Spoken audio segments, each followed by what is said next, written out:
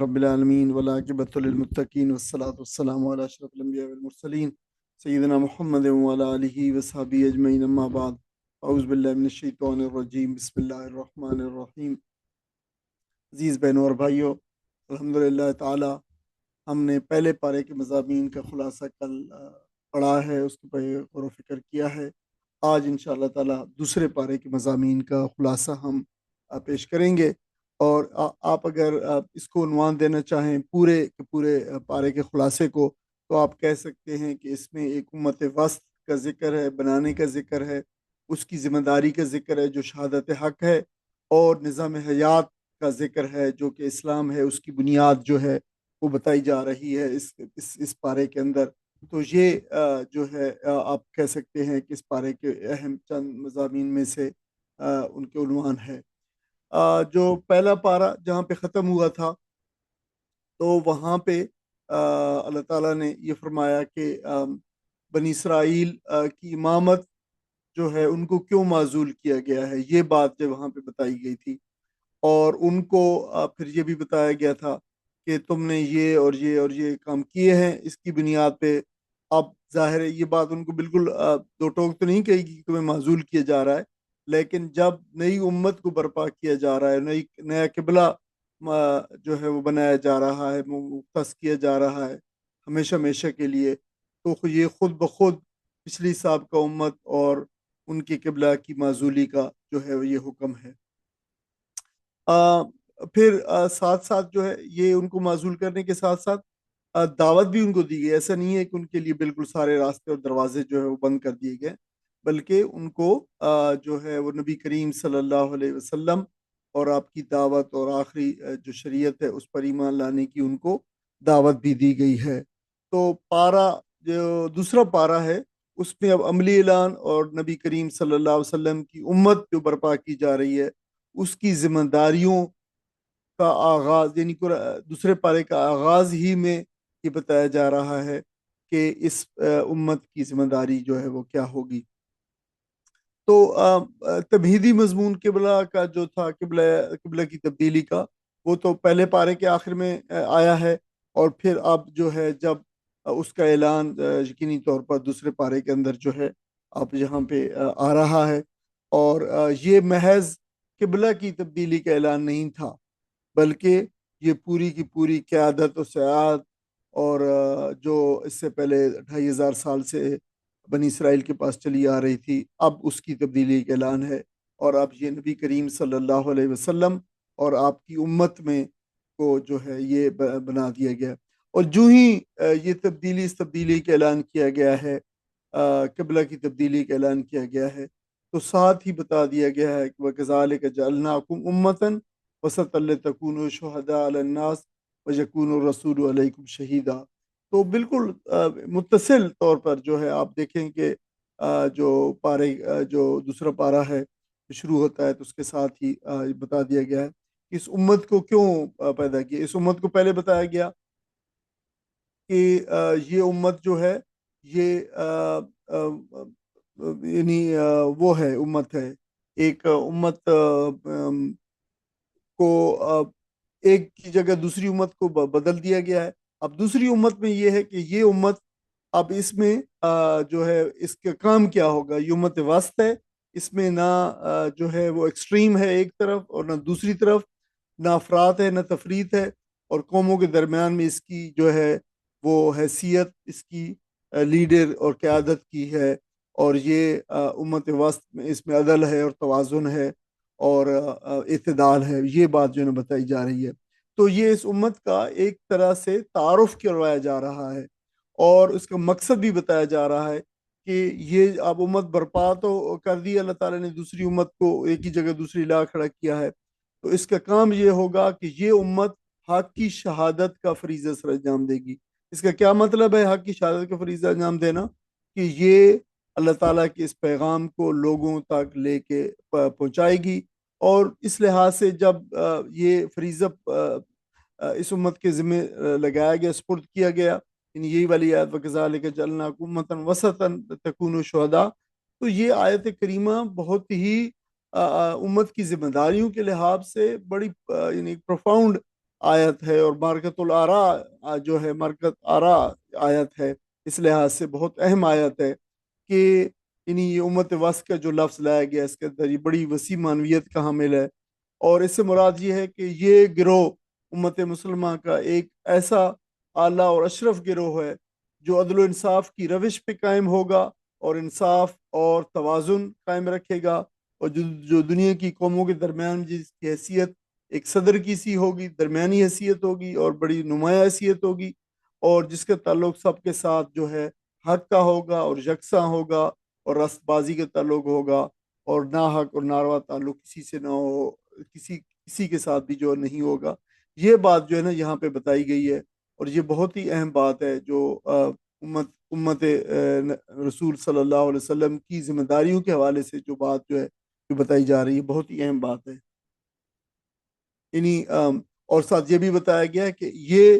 تو ان لوگوں پہ، دنیا کے لوگوں پہ گواہی دیں گے، یعنی اس دین کی، اور ان کے اوپر جو گواہ ہوں گے وہ نبی کریم صلی اللہ علیہ وسلم ہوں گے، جس کا مطلب یہ ہوگا کہ نبی کریم صلی اللہ علیہ وسلم یہ گواہی دیں گے کہ میں نے اس امت تک اپنا پیغام پہنچا دیا تھا جیسے اللہ تعالیٰ نے مجھے حکم دیا تھا، اب یہ ان کے ذمہ تھا کہ آگے دنیا کے دوسرے لوگوں تک اس کو پیغام کو پہنچائیں۔ تو دیکھیں کہ یہ بہت بڑی ایک ذمہ داری تھی اور ایک اعزاز بھی ہے، یعنی یہ آپ اس پہ سوال اٹھایا جا سکتا ہے کہ یہ زیادہ بڑی ذمہ داری ہے یا یہ بڑا اعزاز ہے؟ تو دیکھیں جہاں بھی اعزاز جہاں بھی آتا ہے، کہیں بھی دنیا کے اندر چیزیں آتی ہیں تو اس کے ساتھ جو ہے وہ ذمہ داری بھی آتی ہے۔ تو یہ جو گواہی دینی ہے یہ قول اور فعل سے، قول اور عمل سے، دونوں سے جو ہے گواہی دینی ہے، اور لوگوں تک اس دین کو آگے پہنچانا جو ہے ایک فرض ٹھہرا ہے، اور اس سے چاہے غفلت ہو، اگر اس سے غفلت کی گئی تو پھر اس زمرے میں آئے گا جس زمرے میں اللہ تعالیٰ نے بنی اسرائیل کو جو ہے وہ ذمہ دار ٹھہرایا ہے کہ انہوں نے اس کام کو کا کتمان کیا، چھپایا اس کام کو اور کیا نہیں اس کام کو۔ تو بنی اسرائیل کی فرد جرم کے اندر جو ہے کتمان کتاب اور کتمان حق جو ہے پچھلے پارے کے آخر کے اندر بہت اہم نمایاں ترین ان پہ جو فرد جرم عائد کی گئی ان میں سے نمایاں ترین یہ شامل ہے، اور اس لیے کہ اللہ تعالیٰ نے لوگوں کی ہدایت کا سامان ان کے اوپر اتارا ہے، ان کو حامل بنا کے بھیجا ہے، اس کا جو امین بنا کے بھیجا ہے، کتاب اتاری ہے، اور جو ہے اللہ تعالیٰ نے اپنا نظام اتارا ہے۔ اب اگر یہ لوگ اس ہدایت کو انسانیت سے روکتے ہیں تو یہ بہت بڑا جو ہے اللہ تعالیٰ کی اس امانت سے خیانت ہوگی، اور یہ کتمان شریعت ہوگا، اور یہ کتمان ہدایت ہوگا، اور یہ کتمان حق ہوگا، اور یہ کتمان کتاب ہوگا۔ یہ ساری کی ساری چیزیں جو ہے جب بنی اسرائیل پہ جو الزام جب لگائی گئی چارج شیٹ تو یہ ان پہ جو ہے وہ گنوائی، اور اس جرم میں اللہ تعالیٰ نے ان پر لعنت فرمائی اور بڑی سخت وعید کی ہے کہ اس لیے کہ دنیا کے لوگوں تک پیغام پہنچانے کی ذمہ داری ایک امت کو دی گئی، اور اگر وہ یہ نہ کرے تو آپ اندازہ کر سکتے ہیں کہ یہ کتنا بڑا جرم ہوگا، اور اللہ تعالیٰ نے اس کو کتنا بڑا جرم کے طور پہ گنوایا ہے۔ دیکھیں اس کے ساتھ ہی اللہ تعالیٰ نے عروج و زوال کا ایک اصول بھی بیان کر دیا ہے کہ جتنی عظیم ذمہ داریاں جو ہوتی ہے، یعنی اللہ تعالیٰ جب بھی کسی کو بہت ہی عظیم ذمہ داریوں سے جو ہے وہ منصب دیتا ہے، گراں بار کرتا ہے، تو پھر اس کو ظاہر ہے یہ بڑا عزت اور عظمت کی بات بھی ہے، لیکن جب یہ تخت عزت و عظمت جو ہے پر فائز کوئی بھی قوم وہ اس کے جو تقاضے ہیں وہ پورے نہیں کرتی اور نااہل ہونے کے ثبوت دیتی ہے، تو اللہ تعالیٰ اسے پھر اتار ہی نہیں دیتا، بلکہ اللہ تعالیٰ پھر اسے ذلت کی پستیوں کے اندر پھینک دیتا ہے، اور بالکل یہی انجام بنی اسرائیل کا ہوا ہے کہ اللہ تعالیٰ نے ان کو عظیم ذمہ داری دی ہے، پھر انہوں نے عظمت دی ہے ساتھ ان کے، اور یہ گنوائی ہے اللہ تعالیٰ نے عظمت، پھر انہوں نے نااہلی اور بددیانتی کا ثبوت دیا تو اللہ تعالیٰ نے ان کو معزول کر لیا۔ تو یہ عزت اور عظمت سے لے کر ذلت کا جو ہے ایک سفر ہے جو بنی اسرائیل کی قوم نے جو ہے کیا ہے، اور اللہ تعالیٰ نے دنیا کے لیے ان کو ایک مثال کے طور پر جو ہے زندہ رکھا ہے اور پیش کیا ہے۔ تو یہ قانون دیکھیں کہ مسلمانوں کو اس پہ ریفلیکشن کی ضرورت ہمیں اس لیے ہے کہ یہ قانون پہلے بھی اللہ تعالیٰ کا جو ہے وہ جاری تھا کہ ہم اس سے اگر وہی کچھ کریں گے جو پچھلی قوموں نے کیا ہے اور پچھلی سابقہ امت مسلم نے کیا ہے تو ہمارے نتائج کوئی مختلف ہوں گے، ایسا بالکل نہیں ہوگا، نتائج بھی پھر ویسے کے ویسے ہوں گے۔ پھر اس کے بعد جو ہے ایک بہت بڑی اہم جو ہے یہاں پہ جو ہے وہ نیکی کی جامع تعریف جو ہے جو قرآن مجید کے اندر ہے۔ دیکھیں ہم نیکی کا یہ تصور عام طور پر لوگ جو ہے اگر کوئی شخص اپنی نمازیں اور جو ہے بڑی عبادات اور اذکار اور ان چیزوں میں پڑا ہوا اور لگا ہوا ہو اور بالکل جو ہے انہی کے اندر ہو اور کچھ دنیا سے غرض نہ رکھتا ہو، تو ہم کہتے ہیں کہ وہ بہت نیک شخص ہے۔ لیکن اسلام نے بالکل ہی جو ہے یہ نیکی کا یہ جو خود ساختہ تصورات ہیں ان کو بالکل کھرچ کر ایک قرآنی تصور کو انکلکیٹ کیا ہے اور قرآنی تصور کو جو اسٹیبلش کیا ہے۔ اور یہ صرف ظاہری رسوم نیکی پہ مشتمل نہیں ہے کہ آپ جو ہے آپ کی ایک وضع کرتا ہے اور آپ جو ہے وہ رسوم عبادت اور جو ہے وہ مخصوص قسم کی جو مذہبی لوگوں کے ساتھ وابستہ ہوتی ہے اسی پہ جو ہے وہ کرتے ہیں، بلکہ اسے وہ وسیع تر ایک تصور ہے اور بڑا یعنی نیکی کے محدود تصور کی نفی یہاں پہ کی گئی ہے کہ ایمان سب سے پہلے ایمان ہے، ایمان لانے کے بعد پھر جو ہے وہ انفاق ہے، اس میں قرابت داروں اور یتیموں اور مسکینوں اور مسافروں اور سائلین اور قیدیوں کو آزاد کرانا۔ دیکھیں یہ سارے کے سارے وہ جو ہے کام ہیں جو لوگوں کے سے کرنے والے معاملات ہیں لوگوں کے ساتھ، اور لوگوں کی ساتھ جو ہے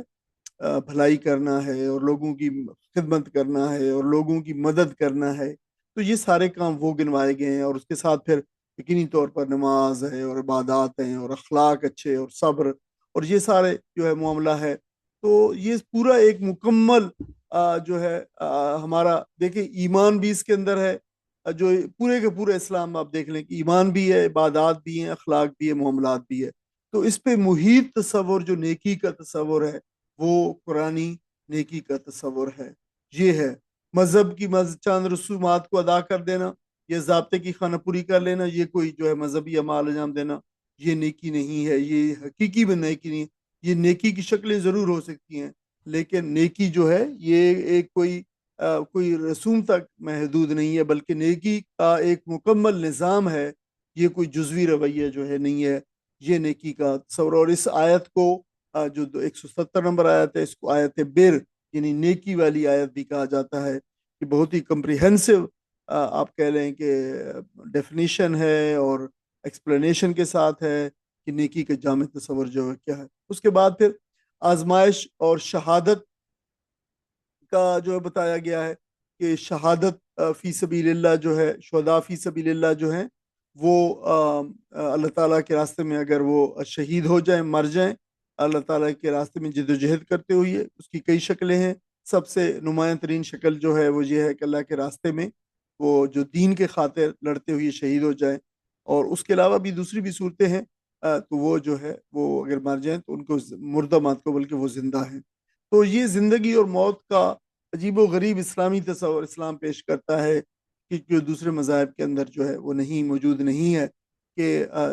بظاہر زندگی سے انسان چلا جاتا ہے لیکن بہت ہی عزت و اکرام کی زندگی اور ایسی زندگی اللہ کے حضور پاتا ہے جس میں اس کو رزق بھی فراہم کیا جاتا ہے اور جس میں اس کے ساتھ عزت و اکرام کا معاملہ بھی کیا جاتا ہے، اور اللہ تعالیٰ کی اس کے ساتھ جو ہے فضل و کرم اور رحمتیں اس کے ساتھ وابستہ ہوتی ہیں۔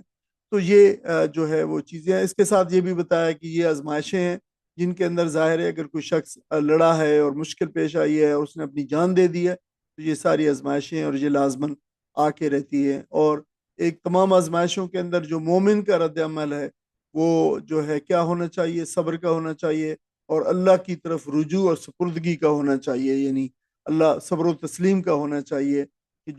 جو بھی چیز اللہ نے میرے لیے مقرر کر دی ہے اور میرے لیے جو لکھ دی ہے میں اس کے اوپر جو ہے وہ راضی ہوں۔ اس کے علاوہ پھر دوسرے بھی بہت سارے جو ہے متفرق احکامات بھی جو ہے وہ اس صورت کے اندر آئے ہیں، جن میں قصاص کے احکام ہے، دیت کے احکام ہے، حرمت جان ہے، اور اس طرح کے دوسرے جو ہے وہ اور بھی آئے ہیں احکامات ہیں اس کے اندر۔ یہ یاد رہے کہ یہ پوری کی پوری صورت جو ہے اسلامی احکامات کی صورت، سب سے زیادہ احکامات سورۃ البقرہ کے اندر نازل ہوئے ہیں، قصاص اور دیت کے ہیں، جس کے اندر بتایا گیا ہے کہ اس میں اللہ تعالیٰ نے زندگی رکھ دی ہے اور قصاص یہ ہے کہ کسی کو قتل عمد کے بدلے میں قتل کیا جائے، اور دیت یہ ہے کہ جو عام طور پر قتل خطا ہے، جو مین سلاٹر ہے، تو اس طریقے سے اس میں جو کیا ہوتا ہے کہ آپ دیت دے کے آپ جو ہے اس کا ایک رینسم یا اس کی جو بلڈ منی دے کے آپ جو ہے اپنی جان کو بچانے کا بھی ایک آپشن رکھی گئی ہے قرآن مجید کے اندر۔ یہ بہت جو ہے ضروری ہے، اس میں اللہ تعالیٰ نے فرمایا ہے کہ اس میں تم لوگوں کے لیے اور معاشرے کے لیے زندگی ہے۔ پھر وصیت کا ایک کام ہے، وراثت کا ایک کام ہے، رشوت کی ممانعت ہے بالکل کیٹیگوریکلی، اور حلال کھانے کا جو ہے حکم ہے۔ تو یہ ساری چیزیں بتائی گئی ہیں۔ دیکھیں کہ معاشرے کی جو ہے بنا ڈالی جا رہی ہے، اور معاشرے کو جو ہے وہ ایک آپ کہہ لیں کہ اس کی فاؤنڈیشن جو ہے بچھائی جا رہی ہیں۔ تو اس میں یہ ساری چیزیں بہت ضروری ہیں کہ ان چیزوں کو جو ہے وہ بالکل صحیح طریقے سے انجام دیا جائے، تاکہ معاشرے میں کسی قسم کی تفریق نہ ہو، رخنا نہ ہو، اور جو ہے لوگ چاہے وراثت کا معاملہ ہو یا لوگوں کے مال کا معاملہ اور جان کا معاملہ ہو اور لوگوں کی پوزیشنز اور پراپرٹی کا معاملہ ہو، تو بالکل اس میں ناجائز طریقے سے کسی کوئی چیز جو ہے وہ نہ دی جائے۔ تو اس سے ہمیں معلوم ہوتا ہے کہ دیکھیں اسلام محض اخلاقی نظام نہیں ہے، اخلاقی تعلیمات کا مجموعہ نہیں ہے کہ بس یہ کرو اور وہ کرو اور اچھے کام کرو اور برے کام سے، بلکہ پورے کا پورا ایک قانونی نظام جو ہے اللہ تعالیٰ نے جو ہے دیا ہے اس کے اندر۔ اس کے بعد پھر رمضان کے جو ہے وہ رمضان کے اور قرآن کے بارے میں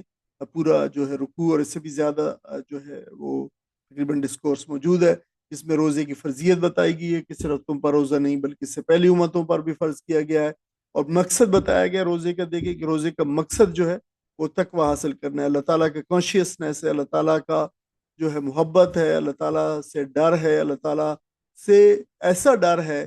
جس میں انسان کا یہ رویہ ہو کہ میرا رب جو ہے، میں کوئی ایسا کام نہ کروں جس سے میرا رب ناراض ہو جائے۔ یہ اس قسم کا ڈر ہے، وہ دوسرا ڈر نہیں ہے کہ وہ مجھے کوئی مارے گا، وہ کچھ کرے گا، وہ جو عام طور پر دنیاوی خوف اور ڈر ہوتا ہے وہ والا نہیں، بلکہ یہ جو ہے تقوی اس سے کہیں زیادہ بڑی جو ہے کمپریہنسو اصطلاح ہے۔ یہ بات بتائی گئی ہے کہ انسان اللہ تعالیٰ کی محبت میں جو ہے وہ کام نہیں کرتا کوئی، اور ہر وقت اس بات کو مد نظر رکھتا ہے کہ میرا رب مجھے دیکھ رہا ہے، اور میرے رب نے ایسا حکم دیا ہے، اور میرے رب نے مجھے اسے رکنے کا حکم دیا ہے اور یہ کرنے کا دیا، اور وہ اسی طرح کرتا ہے۔ تو یہ ہے وہ تقوی کی روش جو ہے جو بتائی گئی ہے۔ اور پھر یہ بھی بتایا گیا ہے کہ رمضان کا شرف یہ ہے کہ اس کے اندر نزول قرآن ہوا، اور جس قرآن کو پھر الہدا کہا گیا ہے اور بینات کہا گیا اور فرقان کہا گیا ہے، یہ اس کی جو ہے خصوصیات بیان کی گئی ہیں۔ تو روزے کا جو ہے وہ دیکھیں روزے کے بارے میں جو بات بتائی جا رہی ہے کہ یہ روزہ محض بھوک اور پیاس سے رک جانا نہیں ہے، بلکہ یہ بہت ہی زیادہ اس سے کہیں تر بڑا تصور ہے، جس کے اندر انسان کی پوری شخصیت سازی کو جو ہے مد نظر رکھا گیا ہے، اور انسان کی جو اسپرچول ڈیولپمنٹ ہے، اس کی جو اپ لفٹنگ ہے اور اس جو اسپرچول ویل بینگ ہے، اس کو بہت زیادہ خیال رکھا گیا ہے۔ دیکھیں اسی لیے آپ دیکھیں کہ جب ہم روزے کی حالت میں ہوتے ہیں تو بہت زیادہ ہم اپنے رب کے قریب ہوتے ہیں، اور ہماری بالکل دوسری کیفیت ہوتی ہے، اور ہم حرام چیزوں سے رک جاتے ہیں اور سب کچھ۔ تو یہ انسان کی جو ہے وہ اسپرچول ویل بینگ ہے اور انسان کی اسپرچول اپ لفٹنگ ہے، تو یہ چیز اس سے حاصل ہوتی ہے۔ پھر اس کے بعد بتایا حرام اور حلال کی بنیاد بتائی گئی ہے کہ کچھ چیزیں حرام قرار دی گئی ہیں، جس میں بتایا گیا ہے کہ مردار ہے اور خون ہے اور خنزیر کا گوشت ہے، اور ہر وہ چیز ہے جو اللہ تعالیٰ کے علاوہ کسی اور کے نام پر ذبح کی گئی ہو۔ تو یہ وہ چیزیں ہیں جو بتائی گئی ہیں کہ یہ اللہ تعالیٰ نے تمہیں دیکھو حرام قرار دے رہا ہے، ان سے رک جاؤ۔ تو اس سے یہ بھی پتہ چلتا ہے کہ دیکھیں حرام اور حلال کا جو حق ہے، جو یہ حکمیت کے اندر ہی آتا ہے، یہ حلت و حرمت کا احکام جو ہے، ان کا حق صرف اور صرف اللہ تعالیٰ کو ہے۔ وہی ذات اس قابل ہے کہ انسانوں کے لیے یہ طے کرے کہ کیا چیز اس کے لیے ٹھیک ہے اور کیا چیز اس کے لیے ٹھیک نہیں ہے۔ تو معاشی ہو یا غذائی نظام ہو پورا انسان کا، کھانے پینے کا ہو، چاہے معاشی پورا نظام ہے، تو یہ اللہ تعالیٰ کے حکم کے تابع ہے۔ یہ بھی اللہ تعالیٰ طے کرتا ہے کہ کیا چیز کھاؤ اور کیا چیز نہیں کھاؤ، کیا چیز طیب ہے اور کیا چیز جو ہے طیب نہیں ہے، اور معاش کے اندر بھی جو ہے وہ کون سے ذرائع ایسے ہیں جو جائز ہیں اور کون سے ذرائع ایسے ہیں جو ناجائز ہیں۔ ان پہ سب جو ہے اللہ تعالیٰ ہی اس کے بارے کے اندر حکم ارشاد فرماتا ہے۔ پھر جہاد اور انفاق کا ہے، اس کے بارے میں جان لیں۔ پوری صورت کے اندر یہ دو مضامین، جہاد اور انفاق فی سبیل اللہ، جہاد فی سبیل اللہ و انفاق فی سبیل اللہ، یہ پیرالل پوری صورت کے اندر جو ہے چلتے رہتے ہیں۔ ہاں تھوڑے تھوڑے جو ہے وقفے کے بعد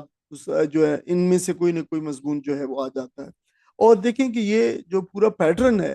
یہ ایک خاص اس کو حکمت کو اس کی طرف جو اشارہ کر رہا ہے کہ دیکھو لوگوں، اب دین کی اقامت کے لیے لازم ہے کہ لوگ انفاق بھی کریں، مال بھی خرچ کریں اور جان بھی لگائیں۔ اور جب جان لگانے کی بازی یعنی وہاں پہ آ جائے، نوبت جہاں پہ آ جائے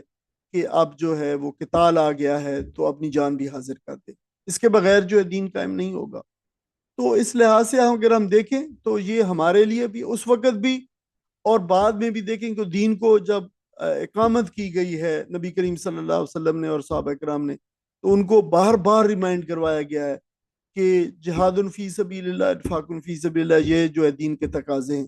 بلکہ آگے چل کر جو ہے کئی صورتوں کے اندر بتایا گیا ہے کہ جو ان دو تقاضوں سے جس قدر پہلوتئی کرے گا تو وہ اسی قدر نفاق کے اندر مبتلا ہوگا اور اس کے دین کا پھر کوئی اعتبار نہیں ہوگا، اور یہ اللہ تعالیٰ کی ان دو جو مطالبے ہیں ان پہ جو لبیک نہیں کہتا۔ تو پھر اس کے بعد نبی کریم صلی اللہ علیہ وسلم کی سنت مبارکہ کے اوپر اگر ہم آج دین کو قائم کرنا ہو، یا دین کو اگر قائم ہے اور اس کو جو ہے وہ مینٹین کرنا ہو اور اس کو جاری اور ساری رکھنا ہو، تب بھی یہ دونوں چیزیں جو ہے لازمی آئیں گی۔ دین کے لیے انفاق کرنا، مال دینا، اور دین کے لیے وقت لگانا اور جان لگانا، یہ بھی جو ہے لازم ٹھہرے گا۔ اور یہ لازمی دو عناصر ہیں دین کی حفاظت کے لیے، دین کی اقامت کے لیے۔ اور اقامت کے اندر محض دین کو کھڑا کرنا نہیں ہے، بلکہ جب دین کھڑا ہو جائے تو اس کے بعد دین کی اس کو کھڑا رکھنا، اس کی مینٹیننس کرنا، اس کی اصلاح کرنا، اس کو اس مقام پہ برقرار رکھنا، یہ بھی دین کی اقامت کے اندر شامل ہے۔ تو یہ دونوں چیزیں لازم ہیں۔ اور فرمایا کہ انفاق نہ کرنا پھر یہ خودکشی کے مترادف ہے۔ اگر تم دین کے اوپر خرچ نہیں کرو گے اور دین کمزور ہوگا اور اس کے دشمن اس پہ قابو پائیں گے کسی نہ کسی جس جوہد سے بھی، تو یہ تمہارے لیے ایسا ہی ہے جیسے تم اپنی جانوں کو اپنے تئیں ہلاک کر رہے ہو، خودکشی کر رہے ہو۔ یہ اس طرح جو ہے بتایا گیا۔ یہ اہم نہیں ہے کہ جو ہے وہ کتنا خرچ کر جائے، نیت اہم ہے اور یہ مقام اہم ہے، اور جو ہے وہ خلوص جس نیت کے ساتھ ہم جو اللہ تعالیٰ کے راستے کے اندر خرچ کر رہے ہیں وہ بہت اہم ہے۔ اور یہ خرچ کرنا خلوص کے ساتھ اللہ تعالیٰ کی رضا کی ایک ضمانت ہے۔ دین صرف نظریے نہیں ہے، یعنی کوئی ڈاگما نہیں ہے کہ آپ یہ تصور کر لیں کہ ہاں بس دین ایک مکمل ضابطہ ہے، یہ ڈاگما ہے۔ لیکن ایگزیکٹلی اس کے جو ہے اس کے تقاضے کیا ہیں، یہ جو ہے اگر وہ تقاضے ہم جو ہے جب تک بات نہیں کریں گے ان پہ چلیں گے نہیں، وہ پورے نہیں کریں گے، اور وہ جو قربانی ہم سے مانگ رہے ہیں، وہ جو نظریہ مانگ رہا ہے، اگر وہ نہیں دیں گے تو یہ محض نظریہ ہوگا، اور یہ محض ہمارا زبانی اس کے اوپر دعویٰ ہوگا کہ ہاں اسلام مکمل ضابطہ ہے، لیکن میں اس کے اوپر چلنے کے لیے، اس پہ قربانی دینے کے لیے، اور اللہ تعالیٰ نے جو مطالبے کیے ہیں نبی کریم صلی اللہ علیہ وسلم سے اور صحابہ کرام رضوان اللہ اجمعین سے، میں ان میں سے کوئی جو ہے وہ کرنے کو دینے کو تیار نہیں ہوں۔ تو یہ میرے کردار کی ایک نہ صرف ایک انسان کے کردار کی جھول ہے، بلکہ یہ نفاق بھی ہے۔ قرآن مجید نے دوسرے مقام پر اس کو نفاق بھی کہا ہے، یعنی یہ دین نظریہ نہیں، قربانی بھی مانگتا ہے۔ پھر حج اور عمرہ کے بعد بتائی گئی ہے کہ اس میں جو ہے وہ جھگڑا کرنا اور گناہ کرنا اور شہوت سے اجتناب کرنا، یہ اصل روح ہے جو ہے وہ حج اور عمرے کی۔ اور تمام گناہوں سے اور ان سے بچتے ہوئے اللہ تعالیٰ کے حضور پہنچ کر جو ہے وہ ریچولز اور وہ عبودیت کے مراسم ادا کرنا، یہ حج اور عمرے کے اندر شامل ہے۔ اور اس کا مطلب بھی وہی ہے کہ روحانی تربیت، انسان جو ہے اپنے رب کے ساتھ جو ہے رابطہ اور انسان کی قربت حاصل کرے، اور اس میں اجتماعیت کا سبق بھی ہے اور اس میں ضبط کا بھی ہے، کیونکہ یہ ایک مشکل جو ہے وہ عبادت ہے۔ اس کے بعد پھر فرمایا لوگوں سے مطالبہ کیا گیا ایمان والوں سے کہ لوگوں اسلام میں پورے کے پورے داخل ہو جائے۔ یا ایھا الذین آمنوا ادخلوا فی السلم کافہ۔ دیکھیں جزوی اسلام بالکل ناقابل قبول ہے، یہ آدھا تیتر آدھا بٹیر والا معاملہ اسلام کو اور اللہ تعالیٰ کو بالکل قبول نہیں ہے۔ یہ جو ہے جس نے بھی دین کے اندر آنا ہے تو دین کو آدھا نہیں قبول کیا جا سکتا، 75%، 80% اور 90% اور 99% نہیں قبول کیا جا سکتا۔ یہ اللہ تعالیٰ نے صاف صاف بتا دیا ہے۔ سلم کافہ، کافہ مکمل ہے، ہول، جو 100% جو ہے وہ دین کو آپ جو ایکسپٹ کریں، اور دین کے لیے ہاں یہ ہو سکتا ہے کوئی انسان کی کوئی کمزوری ہو، وہ الگ بات ہے کہ اس پہ پورا نہ ہوتا رہو، لیکن یہ کہ انسان کہے کہ میں 99% تو دین سے لوں گا لیکن 1% میں کسی اور ازم سے جو ہے لوں گا اور وہ چلوں گا، تو یہ اللہ تعالیٰ کو ہرگز قابل قبول نہیں ہے۔ اور اللہ تعالیٰ دوسری جگہ پر میں آیا کہ جو بھی دین اسلام کے علاوہ کوئی اور ازم، کوئی اور دین، کوئی اور چیز لے کے آئے گا تو بالکل قابل قبول نہیں ہے۔ پھر اس میں کے علاوہ دین اور دنیا کی وحدت بتائی گئی ہے۔ اس دین کے یہ ایسا نہیں ہے کہ یہ اس میں دین اور دنیا کی جو ہے وہ تفریق ہے، بلکہ اس میں جو ہے وحدت ہے۔ دین بھی، دنیا بھی جو ہے وہ دین کے لیے ہے، اور دین بھی اسی دنیا کے اندر ہے۔ تو یہ سیاست اور دین کی جدائی کا بالکل واضح طور پر انکار ہے۔ جو لوگ سمجھتے ہیں کہ سیاست دین کے اندر شامل نہیں ہے، وہ ظاہر ہے وہ سیاست، وہ دین کا پورا ایک جز اور اس سے جو ہے کاٹ کے اس کو الگ کر رہے ہیں۔ تو یہ الگ بات ہے، وہ لوگوں کی اپنی وجوہات ہوتی ہے، وہ کہتے ہیں کہ جی سیاست یہ ہو گئی ہے اور مطلب کرپٹ ہو گئی ہے اور یہ ہو گئی ہے، لیکن دیکھیں کہ اگر دین کے اوپر چلتے ہوئے اگر سیاست جو ہے کریں گے تو وہ دین، وہ سیاست بھی انشاءاللہ تعالی باعث عبادت ہوگی۔ یہ دنیا اور آخرت کا بہترین امتزاج ہے کہ نبی کریم صلی اللہ علیہ وسلم کو بتایا گیا کہ آپ یہ دعا کیجئے، ربنا آتنا فی الدنیا حسنہ وفی الآخرت حسنہ وقنا عذاب النار، کہ اے اللہ ہم دنیا کے اندر بھی بھلائی تجھ سے مانگتے ہیں اور آخرت کے اندر بھی تجھ سے بھلائی مانگتے ہیں، ہم جو ہے ہمیں دنیا آخرت کے عذاب سے جو ہے وہ محفوظ رکھ۔ تو یہ وہ چیز ہے جو ہمیں دنیا میں رہتے ہوئے صحیح طرز عمل جو اختیار کرنا چاہیے۔ انسانی رویے اور کفر کی مثال بتائی گئی ہے کہ یہ لوگ جو جو انکار کرتے ہیں، یہ جانوروں جیسے ہیں، یہ سنتے ہیں اور دیکھتے ہیں مگر بالکل سمجھتے نہیں ہیں، حواس کا غلط استعمال کر رہے ہیں۔ تو یہ سوال پیدا ہوتا ہے کہ کیا ہماری سماعت اور بصارت حق اور اس کی سربلندی کے لیے استعمال ہو رہی ہے؟ یہ ایک ریفلیکشن ہے، ہم اس پہ غور کرنا چاہیے۔ پھر اس کے بعد معاہدات، ایگریمنٹس اور وعدوں کے بارے میں اور معاشرے کے ساتھ ان کا تعلق ہے، جس میں بہت سارے عہد الست ہے جو ہم نے اپنے رب سے کیا تھا۔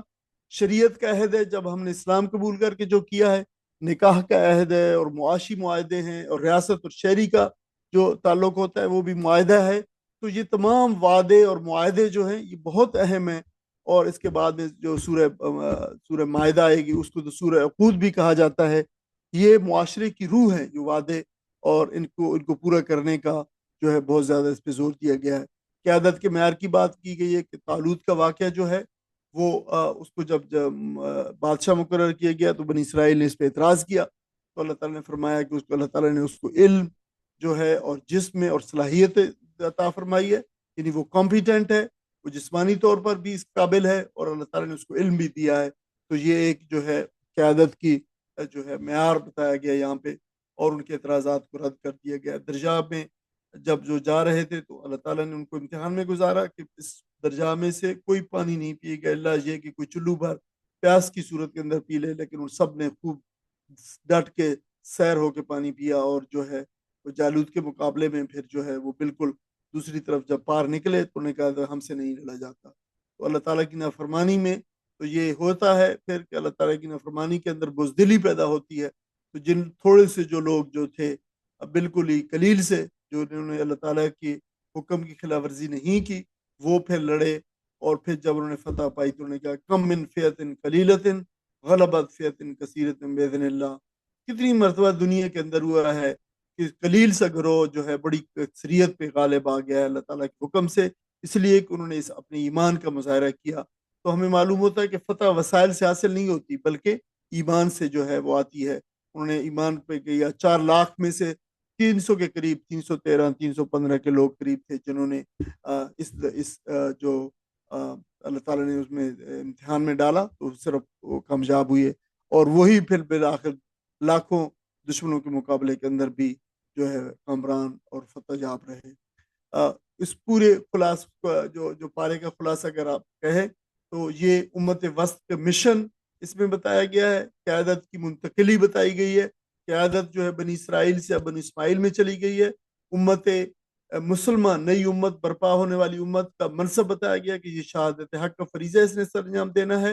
اور ان کو ایک مکمل نظام حیات اسلام کی صورت میں دیا جا رہا ہے، اور انفاق اور جہاد فی سبیل اللہ کی ترغیب دی گئی ہے اور بار بار دی گئی ہے، اور یہ بھی بتایا گیا ہے کہ عدل اور توازن کو قائم رکھنا ان کے شعار میں سے ہے، اور اللہ تعالیٰ کی کامل اطاعت بھی۔ تو آج یہ بہت ساری جو ذمہ داریاں ہیں یہ ہم پہ سوال چھوڑتی ہیں کہ کیا ہم امت وسط کی ذمہ داری کما حق کو پوری کر رہے ہیں آج؟ کیا یہ ایسا ہو رہا ہے ایسا؟ یہ وہ سوال ہے جو دوسرے پارے کے اندر جب اللہ تعالیٰ نے اس امت کو برپا کیا، ان کے حوالے سے جو ذمہ داریاں لگائیں، تو وہ سوال ہم پہ ہمارے اوپر عائد ہوتا ہے، اور ہمیں سوچنا چاہیے، اس کے اوپر غور کرنا چاہیے، اور ہم اللہ تعالیٰ سے دعا کرتے ہیں کہ اللہ تعالیٰ ہمیں امت وسط بنائے، اور ان کی اہم ذمہ داریوں سے جن کو اس نے ہمیں وہ اوپر لگائی ہیں وہ پورا کرنے کی توفیق عطا فرمائے۔ آمین، واخر دعوانا الحمدللہ رب العالمین، وجزاکم اللہ خیر۔